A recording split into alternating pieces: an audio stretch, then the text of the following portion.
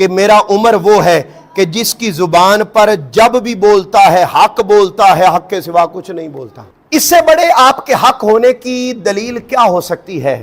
جملہ ذرا سنیے گا، اور جملے میرے نہیں ہیں، قرآن گواہی دے رہا ہے۔ 22 آیتیں وہ ہیں قرآن کی کہ ادھر حضرت عمر فاروق رضی اللہ تعالیٰ عنہ نے ایک معاملے میں آقا علیہ السلام کو مشورہ دیا، یا رسول اللہ صلی اللہ علیہ وسلم یوں نہیں ہونا چاہیے، یوں ہونا چاہیے۔ مثلا پردے کے احکام، یا رسول اللہ صلی اللہ علیہ وسلم پردہ اس طرح نہیں، اس طرح ہونا چاہیے۔ منافق کا جنازہ پڑھانا چاہیے یا نہیں پڑھانا چاہیے؟ آقا علیہ السلام نے پڑھا دیا اپنی مرضی سے۔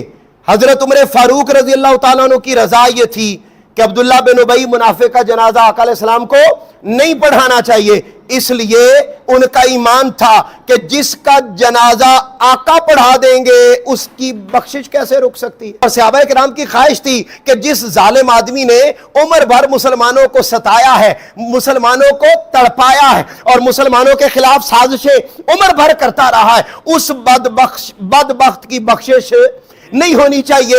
آقا علیہ السلام چونکہ رحیم اور شفیق تھے، ان کے در پر تو کوئی مشرک بھی آ جاتا تھا، وہ بھی خالی ہاتھ واپس نہیں جاتا تھا۔ اب منافق کا جنازہ آقا نے اپنی رحمت اور شفقت کے باعث پڑھا دیا۔ اب عمر فاروق رضی اللہ تعالیٰ عنہ کی خواہش تھی کہ نہ پڑھائیں، جنازہ پڑھا کے آقا واپس جا رہے ہیں، ادھر سے قرآن کی آیت آ گئی کہ آقا آج کے بعد ویسے ہی کرنا ہے جیسے عمر نے کہا ہے۔